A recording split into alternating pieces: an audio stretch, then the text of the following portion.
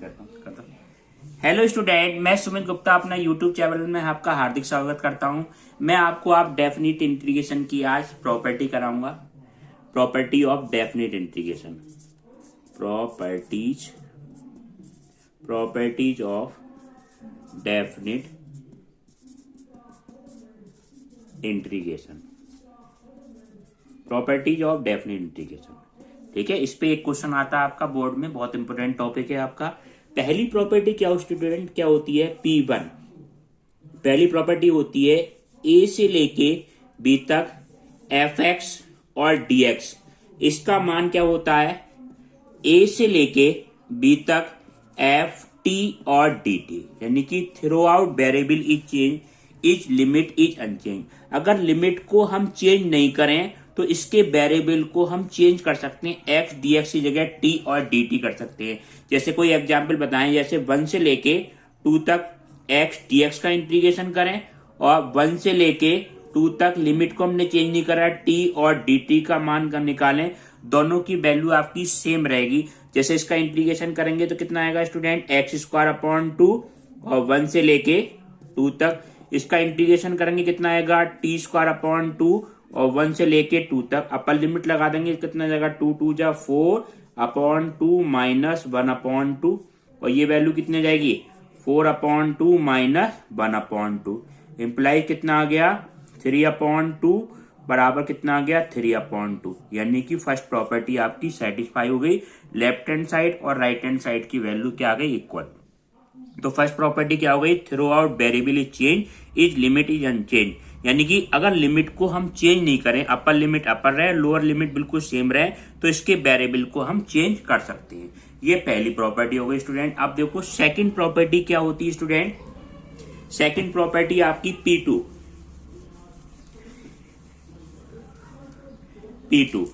P2 आपकी मान ए से लेके बी तक एफ एक्स डी एक्स, इसकी वैल्यू क्या होगी? अपर लिमिट को अगर हम लोअर लिमिट में चेंज कर दें और लोअर लिमिट को हम अपर लिमिट में चेंज कर दें बी से लेके ए तक, तो एक नेगेटिव साइन आ जाएगा, माइनस एफ एक्स और डी एक्स।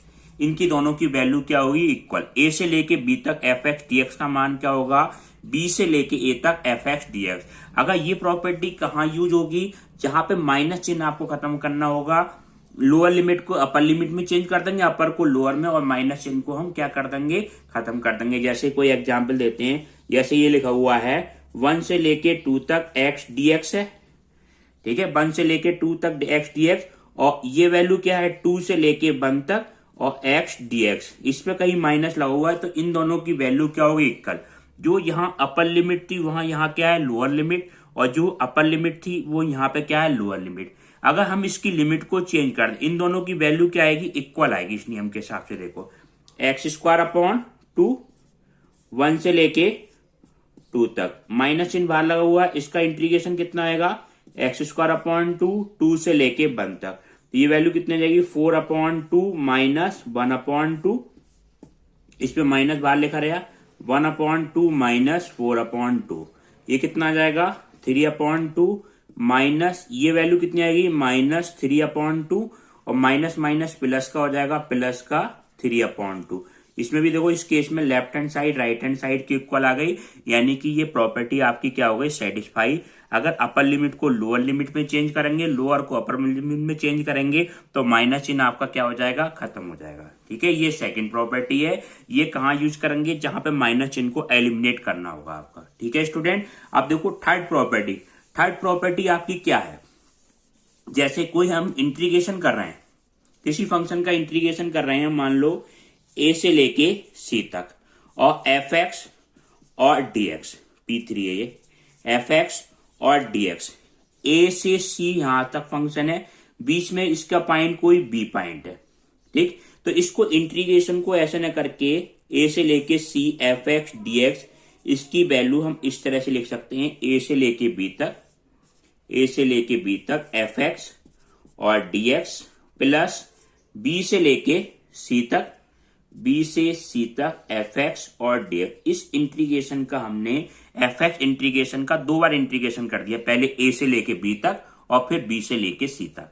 इन दोनों इंटीग्रेशन को जोड़ देंगे तो ये वैल्यू आपकी क्या होगी, बराबर होगी। मगर शर्त क्या है, बी जो फंक्शन है ए से बड़ा होना चाहिए और सी से छोटा। ए की जो बी की वैल्यू है ए और बी के बीच में होनी चाहिए। ठीक है, अब जरूर नहीं है 2 पॉइंटों में तोड़ो, 2 से ज्यादा भी कर सकते हैं आप। मान लो जैसे ये ए है और डी है, इसके बीच के पॉइंट आपके बी और सी आ रहे हैं, तो ए से लेके बी तक, बी से लेके सी तक और सी से लेके डी तक। ठीक है, इस तरह से हम तोड़ सकते हैं। जैसे इसका इंटीग्रेशन मान लो ए से लेके कहीं डी तक एफ एक्स और डी एक्स, तो क्या क्या चलेंगे, ए से लेके बी तक F X D X plus B से लेके सी तक एफ एक्स और डी एक्स प्लस सी से लेके डी तक एफ एक्स डी एक्स। इसका इंटीग्रेशन का मान इस पूरे इंटीग्रेशन के बराबर आएगा। अब आप सोच रहे होंगे ये इंटीग्रेशन अलग अलग क्यों करा, डायरेक्ट करने में आपका आसानी होगा। ये कहां यूज करेंगे, मॉड वाले क्वेश्चन में होंगे, उनके लिए अलग अलग इंटरवल में मॉड के फंक्शन की वैल्यू क्या होती है, अलग अलग होती है। जैसे इसका एग्जाम्पल देते हैं आपको। अब इस थर्ड प्रॉपर्टी का एग्जाम्पल देखें स्टूडेंट। जैसे आप ये लें -1 से लेके 2 तक और मॉड के अंदर x और dx, इसका एग्जाम्पल ये देखें। अब -1 से लेके कहां तक जाना है हमें, 2 तक, तो बीच में क्या आएगा, 0 आएगा, फिर 1 आएगा, फिर 2।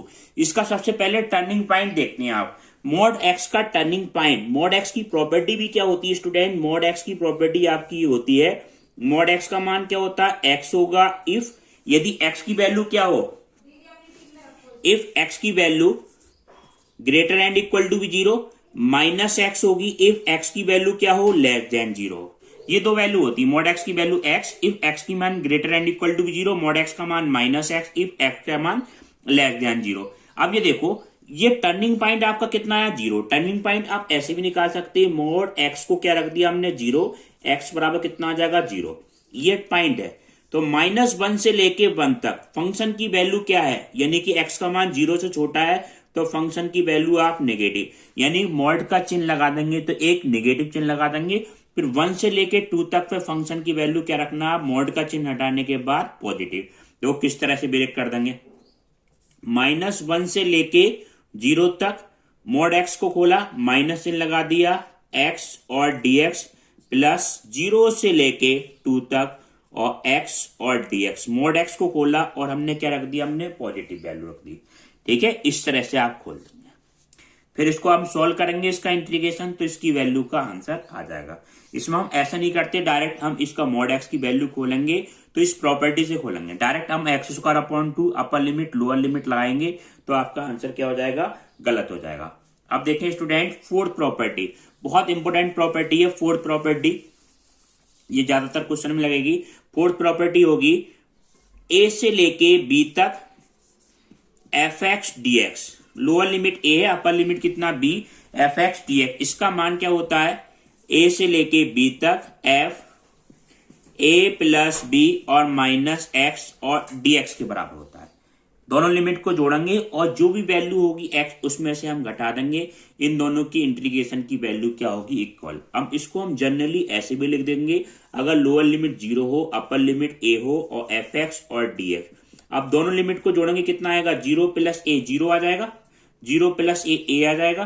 तो इसको a में से घटा दो, जितने भी 0 से लेके a तक एफ a माइनस एक्स और dx, इन दोनों इंटीग्रेशन की वैल्यू क्या होगी, बराबर होगी। ठीक है, इस तरह से हम बहुत सारे क्वेश्चन कर सकते हैं। इसका देखो एक एग्जाम्पल बताते हैं।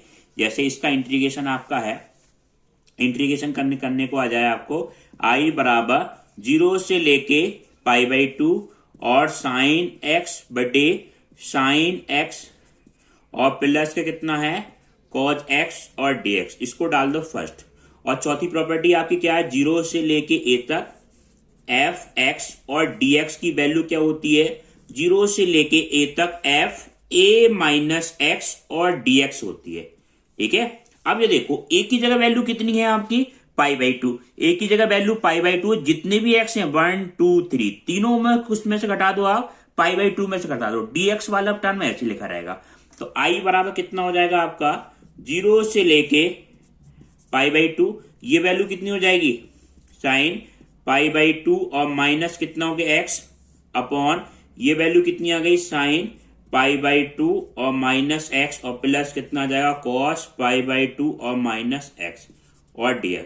ये वैल्यू कितनी आ जाएगी 0 से लेके π/2 साइन π/2 माइनस एक्स कितना हो गया cos x और ये वैल्यू कितनी आ जाएगी cos x और प्लस के साइन एक्स। इसको डाल दो सेकंड इक्वेशन फर्स्ट और सेकंड को क्या कर दो ऐड कर दो समीकरण 1 और 2 को जोड़ने पर। तो 2i बराबर कितना हो जाएगा 0 से लेके π/2 ये वैल्यू कितनी हो गई आपकी साइन एक्स और प्लस के cos x। एलसीएम जब दोनों का सेम है तो ऊपर वाला डिनोमिनेटर भी सेम आ जाएगा sine x plus cos x। LCM लिया तो ऊपर वाला न्यूमिनेटर आपका क्या आ जाएगा साइन एक्स प्लस के cos x और dx। इसकी वैल्यू कितनी हो जाएगी 2i बराबर ये वैल्यू कैंसिल हो गई dx का इंटीग्रेशन कितना हो गया स्टूडेंट x और 0 से लेके π/2 2i की वैल्यू कितनी हो गई π/2 और माइनस 0 i का मान कितना हो जाएगा π/4। ये आपका मान आ जाएगा। इस फ्रूट प्रॉपर्टी से आसानी से हम इसका इंटीग्रेशन कर देंगे। ठीक है, आप देखें यहाँ पांचवी प्रॉपर्टी क्या होती है स्टूडेंट P5 कहीं पे ऐसा इंटीग्रेशन हो माइनस a से लेके प्लस a fx और dx। इसके दो मान होते हैं। इसका एक तो मान होगा 0 से लेके a fx और dx के बराबर। यदि क्या हो f माइनस एक्स का मान क्या हो जाए प्लस f, इसको क्या कहते हैं हम समफलन या इवन फंक्शन समफलन। ठीक है, समफलन, इसका मान समफलन। अगर समफलन होगा यानी कि f माइनस एक्स करने पे प्लस का fx आ जाए तो इस इंटीग्रेशन का मान तो 0 से लेके a fx dx के बराबर और इसी का मान क्या होगा 0 यदि f माइनस एक्स का मान बराबर माइनस के fx यानी कि अंदर का माइनस क्या आ जाए चिन्ह फंक्शन के बाहर आ जाए यानी कि फलन कैसा हो विषम फलन हो तो इसका डायरेक्ट मान क्या होगा 0। ठीक है, जैसे विषम फलन का आपका एग्जाम्पल देते हैं -2 से लेके +2। अब इसमें एक बात का ध्यान रखना जो लिमिट ऊपर होगी वो लिमिट क्या होगी नीचे होगी और इसका मान आपको निकालना है x की पावर q और dx। एक्स क्यूब कैसा फंक्शन है fx बराबर जैसे आपका क्या है x का क्यूब है। हमने x की जगह माइनस एक्स रख के देखा तो क्या हो जाएगा माइनस एक्स का क्यूब बराबर कितना हो जाएगा स्टूडेंट माइनस एक्स क्यूब बराबर माइनस fx। तो ये विषम फलन है। तो विषम फलन देखो और जो लिमिट नीचे हो वही लिमिट क्या हो ऊपर हो तो इसका डायरेक्ट इंटीग्रेशन क्या होगा आपका 0 होगा। देखते ही आप कर देंगे, इसको सॉल्व करने की जरूरत नहीं है। ये कौन सी प्रॉपर्टी लगा देंगे फिफ्थ प्रॉपर्टी। अगर समफलन होगा तो इंटीग्रेशन को दुगना कर देंगे 0 से लेके a तक fx dx के बराबर होगा। ये आपकी फिफ्थ प्रॉपर्टी। एक प्रॉपर्टी आपके और है क्वेश्चन कराएंगे नेक्स्ट वीडियो में। ये आपका फिफ्थ प्रॉपर्टी। सिक्स प्रॉपर्टी आपकी क्या है अगर कहीं पे लिखा हो 0 से लेके 2a fx और dx, इसके दो मान होते हैं। रिजल्ट पांचवी प्रॉपर्टी की तरह ही है इसका 0 से लेके a तक fx और dx इफ इसका कंडीशन है f 2a माइनस x का मान fx के बराबर। इसका रिजल्ट 0 यदि f 2a माइनस x का मान माइनस के fx के बराबर। अगर माइनस fx होगा तो इस इंटीग्रेशन का डायरेक्ट मान 0। अगर f 2a माइनस x का मान प्लस fx होगा तो इस इंटीग्रेशन का मान ये हो जाएगा। ठीक है, बहुत इंपोर्टेंट प्रॉपर्टी। जैसे ही आपका यह है 0 से लेके पाई तक log साइन x और dx ये है। अब इसमें 2a की जगह वैल्यू कितना है स्टूडेंट 2a की जगह वैल्यू कितनी है पाई। fx का मान कितना है fx का मान है आपका log sine x। f a minus X जैसे 2a माइनस एक्स है तो 2a माइनस एक्स की जगह क्या आएगा पाई माइनस एक्स बराबर log कितना हो जाएगा साइन पाई माइनस एक्स और log sine pi minus x क्या हो जाएगा log cos sine pi minus x किसके बराबर हो जाएगा साइन एक्स के बराबर और जो कि फंक्शन किसके बराबर है fx के बराबर। तो कौन सी कंडीशन सेटिस्फाई हुई इसमें पहली वाली कंडीशन सेटिस्फाई हुई तो इसका मान क्या हो जाएगा इंटीग्रेशन को दुगना कर देंगे और अपर लिमिट आधी। जैसे इंटीग्रेशन को दुगना ये 2a से क्या हुआ था a अपर लिमिट आधी हो जाएगी यानी कि पाई से कितना हो जाएगा पाई/2 और log साइन x और dx ये आपका मान हो गया। ठीक है, ये 6 प्रॉपर्टी है और एक इसका क्या है मानक समाकलन है, स्टैंडर्ड इंटीग्रेशन है, उसका इंटीग्रेशन का रिजल्ट आप कोई बड़े क्वेश्चन में आ जाए तो उसको बीच में आए तो उसकी रिजल्ट को आप डायरेक्ट यूज कर सकते हैं। वो रिजल्ट बताते हैं आपको। जैसे ये -π/2 नहीं, 0 से लेके π/2 log sin x और dx, या ये हो सकता है 0 से लेके π/2 log cos x dx। इन दोनों इंटीग्रेशनों का मान क्या होता है, -π/2 और log 2। ये क्या कहलाता है, हमारा मानक समाकलन। मानक समाकलन का मतलब होगा अगर कोई बड़े क्वेश्चन के बीच में ये वैल्यू आ जाए तो इसका हम रिजल्ट डायरेक्ट लगा सकते हैं। इसको हम ऐसे लिख सकते हैं, π/2 आपका ऐसे रहा और log 2 की पावर कितना है, -1 और 1/2 और log 1/2। ये भी लिख सकते हैं रिजल्ट, ये भी लिख सकते हैं, एक ही बात है। और कहीं इसको प्रूव करना जाए तो इसको भी आपको प्रूव करके दिखाएंगे नेक्स्ट वीडियो में। अगर वीडियो पसंद आया तो वीडियो को लाइक करना, चैनल को सब्सक्राइब करना। वीडियो देखने के लिए धन्यवाद।